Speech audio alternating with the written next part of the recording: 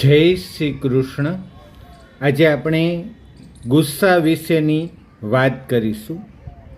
ગુસ્સો કોને ગમે? ગુસ્સો કોઈને પણ ગમતો નથી, પોતાનો નહીં અને બીજાનો પણ નહીં. છતાં આપણે કોઈ ગુસ્સાને રોકી શકતા નથી. ગમે તેટલું ઈચ્છીએ છતાં પણ જ્યારે ગુસ્સો આવે ત્યારે આપણે મોટા ભાગે આપણો સંયમ ચૂકી જ જઈએ છીએ. આ ગુસ્સો છે શું? તો એની વાત કરીએ. ગુસ્સો આવે ત્યારે આપણા શરીરમાં શું ફેરફાર થાય? જ્યારે આપણને ગુસ્સો આવે ત્યારે આપણને થોડો સમય કોઈ શાન ભાન રહેતું નથી. જાણે આપણે દરિયાકાંઠે ઊભા હોઈએ અને એક જબરજસ્ત મોજું આવીને આપણને જાણે કે તાણી જતું હોય તેવું આપણને લાગે. ગુસ્સાનું મોજું ઓસરી જાય પછી આપણે ખૂબ પસ્તાવો અનુભવીએ છીએ, પરંતુ ત્યાં સુધીમાં જે થવાનું હોય તે થઈ ગયું હોય છે. આ ગુસ્સો છે શું? તો કે પ્રકૃતિએ, કુદરતે મનુષ્યને અંદર જ કશું જ વગર કારણે મૂક્યું નથી, ગુસ્સો પણ નહીં. તો આ ગુસ્સો છે શું?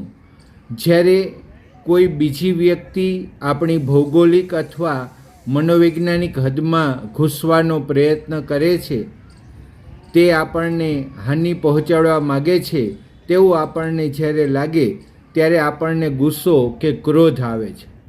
આ ગુસ્સાની લાગણીથી જ આપણે વળતી લડાઈ લડીએ છીએ અને આપણા અસ્તિત્વનું રક્ષણ કરવાનો પ્રયત્ન કરતા હોઈએ છીએ.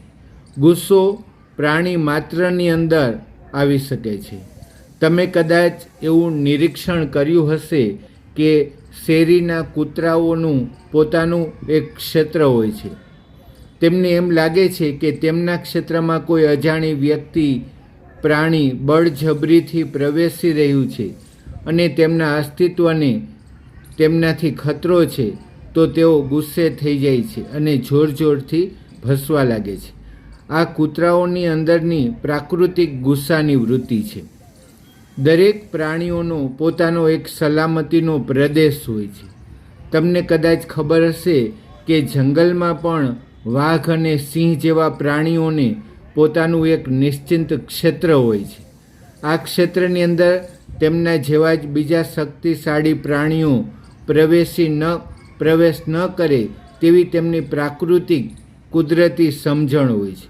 અગર પ્રવેશ કરે તો તેમની વચ્ચે રીતસર યુદ્ધ થાય છે. જે જીતે તેનું તે ક્ષેત્ર. ટૂંકમાં દરેક પ્રાણીનો પોતાનો સલામતીનો એક નિશ્ચિત પ્રદેશ હોય છે. આપણી પણ મનોવૈજ્ઞાનિક સલામતીની એક હદ હોય છે. દરેક મનુષ્ય પણ પોતાના અંગત ક્ષેત્રો ધરાવતો હોય છે. આ ક્ષેત્રની હદમાં કોઈ બળજબરીથી ઘૂસી જાય તો આપણને ગુસ્સો આવે છે.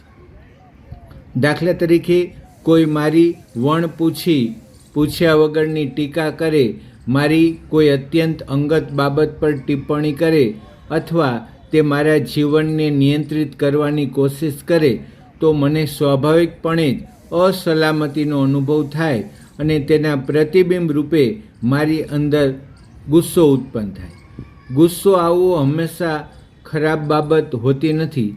પ્રકૃતિએ કોઈ પણ બાબતનું સર્જન કોઈ કારણ વગર કર્યું ન હોય. કદાચ એમ બને કે તમે આજ દિન સુધી ગુસ્સો કરવાને ખરાબ વાત માનતા હો, તો આજે બરાબર નોંધી લેશો કે ગુસ્સો કોઈ ખરાબ બાબત નથી.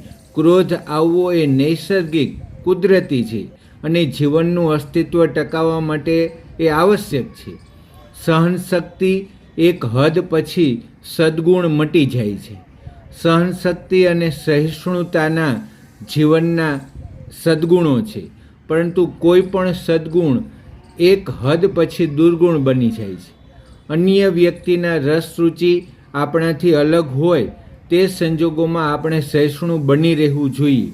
નાની મોટી તકલીફો આપણે સહન કરતા શીખવું જોઈએ, પરંતુ અન્યાય, દમન, અત્યાચાર આ બધું ચૂપચાપ સહન કરવાને ગુણ કહેવાશે? ખરેખર તો આ બધું સહન ન કરવાને ગુણ કહેવાય કે નહીં? ગુસ્સાને લઈને મનુષ્ય માટે આદર્શ આ રહ્યો છે.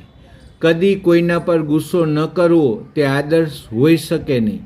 ગુસ્સાને લઈને આદર્શ વાત એ છે કે મનુષ્ય ગુસ્સો ક્યારે કરવો અને ગુસ્સો ક્યારે ન કરવો, કયા સમયે ગુસ્સો કરવો, કેટલી માત્રામાં કરવો, કેવી રીતે કરવો, કેટલી ઉત્કૃષ્ટતાથી કરવો, ક્યારે અને ક્યારે અટકી જવું, ગુસ્સો કર્યા પછી પણ શું કરવું, આવું બધું જ જાણવું અને તે પ્રમાણે વર્તી અને પછી કાર્ય કરવું.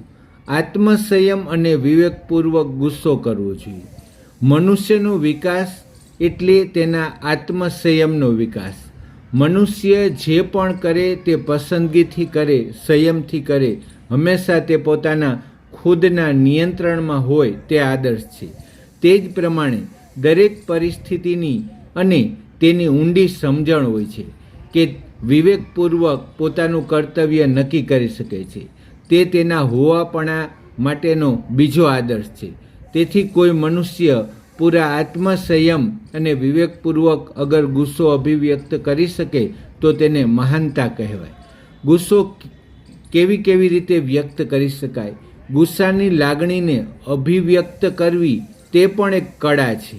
ક્યારેક ખૂબ વિચારપૂર્વક અને આત્મનિરીક્ષણ કર્યા પછી તો ક્યારેક સ્થળ ઉપર જ અને સ્વયં સ્ફુરિત ગુસ્સો કરવો જોઈએ. ક્યારેક ખૂબ શાંતિપૂર્વક અને ઠંડા હૃદયે, તો ક્યારેક મોટેથી, તો ક્યારેક ફક્ત શારીરિક હાવભાવથી, તો ક્યારેક શબ્દ દ્વારા, ક્યારેક બોલીને, તો ક્યારેક લખીને, ક્યારેક બધું કાર્ય કરીને ગુસ્સે થવાય. વિવેકની સાધના ગુસ્સો કેવી રીતે કરવો તેની યોગ્યતા અને સંતુલન નક્કી કરવામાં આવે છે. ક્યારેક ગુસ્સે થવું જોઈએ.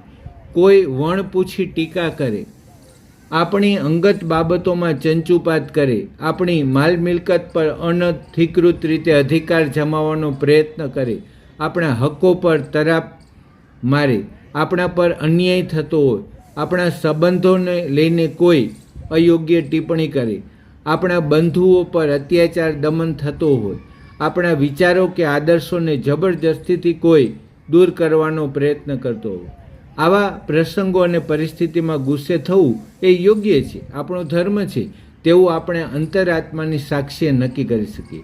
ક્યારે ગુસ્સે ન થવું જોઈએ?